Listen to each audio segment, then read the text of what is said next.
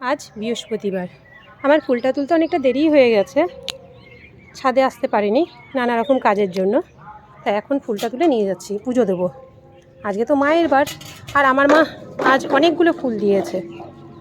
সাধারণত দুটো তো জবা ফোটেই, আজ অনেকগুলোই ফুটেছে। ভালো লাগছে, গাছ ভর্তি ফুল দেখে খুব ভালো লাগে। এই যে আমি সেরকমভাবে গাছের যত্ন করতে পারিই না, একদমই পারি না। হয়তো মায়ের আশীর্বাদে বা মায়ের জন্যই এই ফুলগুলো ফোটে, না হলে আমার তো যত্ন করা হয় না।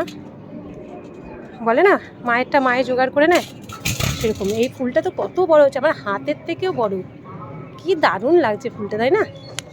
খুব সুন্দর লাগছে, পুরো মনে হচ্ছে আমার এই গামলাটা ভরে গেছে। এই গাছটা না, এই ডালটাতে খালি জমজ ফুল ওঠে। এই যে এখানেও জমজ হয়েছে। একটা খুব আস্তে করে ছিঁড়ে নিতে হয় যেন আরেকটা ভেঙে না যায়। এই যে একটা গোড়া থেকে দুটো করে আসে। অনেকগুলো ফুল হয়ে গেল আমার।